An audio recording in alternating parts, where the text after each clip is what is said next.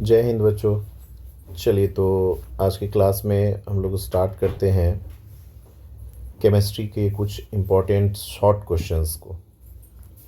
जो आज हमारा सबसे पहला प्रश्न है वो है निस्तापन के बारे में। तो निस्तापन क्या है? तो देखिए, जब आप क्या करते हो, सांद्रित अयस्क को, जब आप अयस्क को साफ सुथरा कर लेते हैं तो वो सांद्रित अयस्क हो जाता है। तो सांद्रित अयस्क को वायु की सीमित मात्रा या अनुपस्थिति में, यूँ कहिए कि जब वायु न रहे और उस स्थिति में जब हम गर्म करते हैं तो उसमें से क्या होगा कि जो अयस्क है उसमें से नमी उड़ जाएगी, जिसके कारण धातु का हमें क्या मिल जाएगा? ऑक्साइड मिल जाएगा। ठीक है, और इसी प्रक्रिया को हम लोग क्या कहेंगे?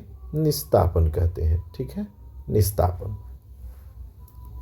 अब देखिए यहाँ पर जैसे ZnCO3 को आपने गर्म किया, ये ट्रायंगल, ये गर्म करने का चिन्ह है।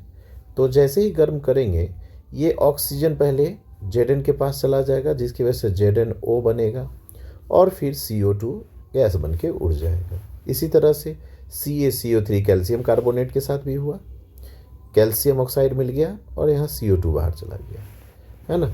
फिर यहाँ पर देखिए हमने Fe2O3 में दो अणु थे जल के, तो ये क्या हुआ? नमी जो था, जिसको हम लोग नमी कह सकते हैं, तो ये नमी क्या हुआ? बाहर चला गया। ठीक है, तो क्या हुआ? इसका डेफिनेशन क्या हुआ कि सांद्रित अयस्क को वायु की सीमित मात्रा में या अनुपस्थिति में गर्म करने की जो विधि है ना, जिसमें नमी उड़ जाता है और धातु का ऑक्साइड प्राप्त हो जाता है, इसी को हम लोग कहते हैं निस्तापन, या निस्तापन कहलाता है। क्लियर? अब एग्जाम्पल के तौर पर हमने आपको तीन एग्जाम्पल बता दिए। अब देखिए इसकी खासियत क्या है। इसकी खासियत ये है बच्चों कि ये कार्बोनेट अयस्क जो होता है और हाइड्रेट ऑक्साइड होता है उसके लिए उपयोगी है।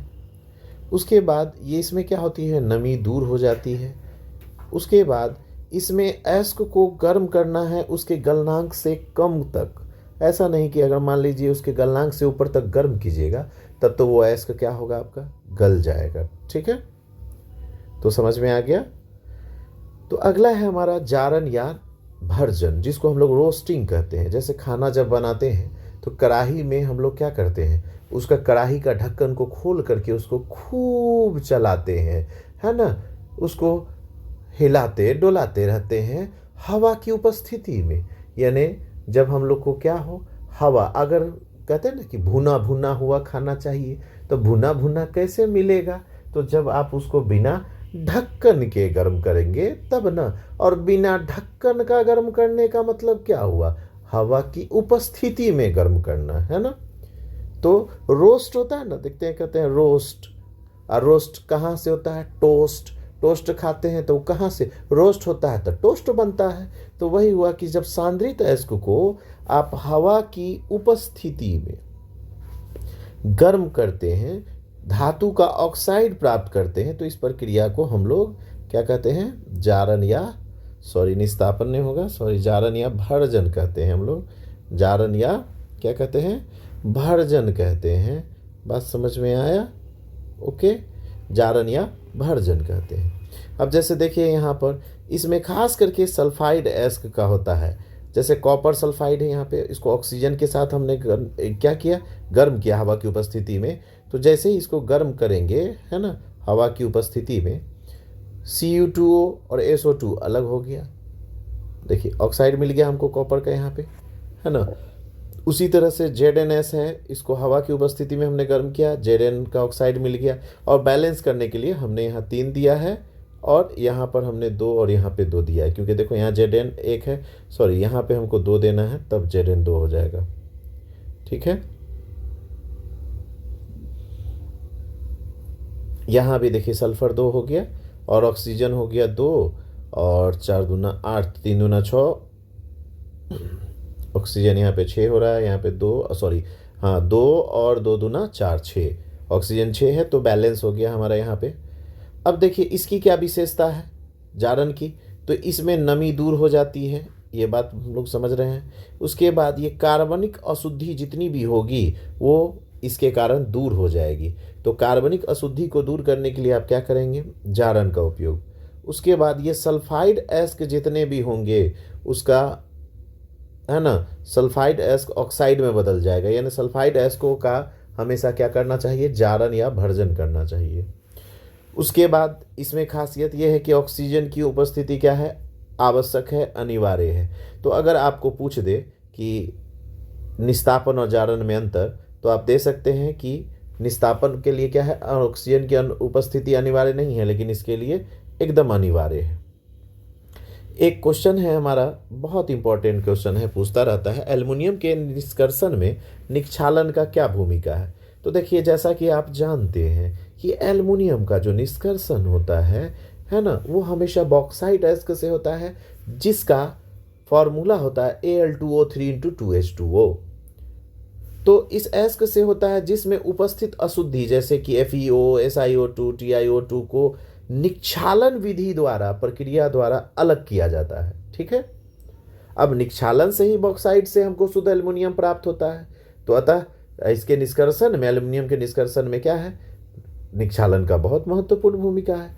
अगर निक्षालन नहीं होता तो ये कभी भी, ये अशुद्धि जो होती है ये कभी भी अलग नहीं हो पाती। ठीक है, अब ये बहुत बच्चों का प्रॉब्लम होता है कि ढलवा लोहा से पिटवा लोहा कैसे बनाया जाता है ना।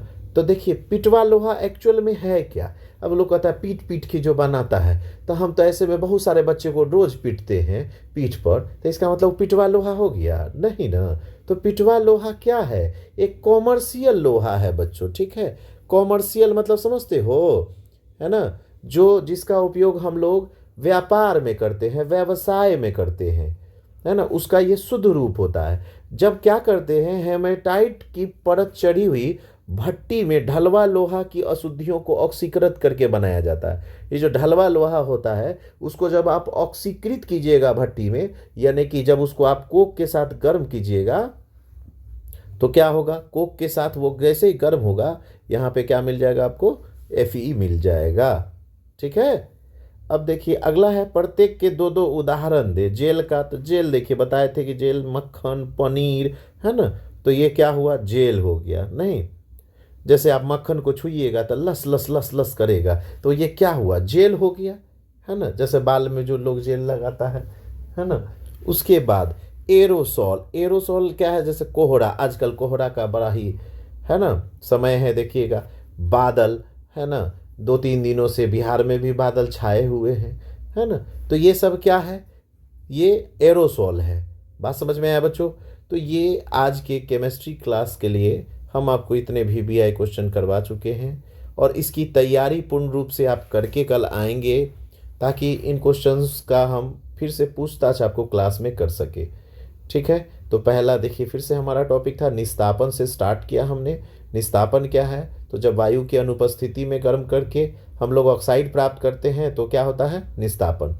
उसके बाद जब वायु की उपस्थिति में गर्म करते हैं तो जारन। उसके बाद हमने देखा कि एल्युमिनियम के निष्कर्षण में निक्षालन की क्या भूमिका है भाई, और क्यों महत्व है, क्योंकि निक्षालन के द्वारा ही जो इसमें होता है, ऑक्साइड में जितनी भी अशुद्धियाँ होती है उसको हम अलग करते हैं, इसीलिए इसकी बहुत महत्वपूर्ण भूमिका है।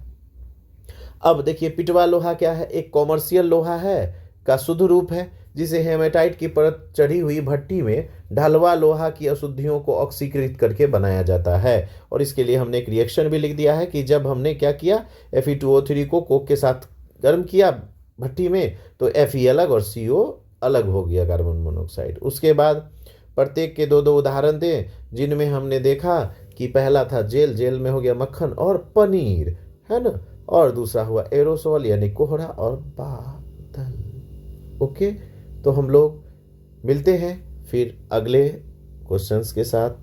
थैंक यू, जय हिंद।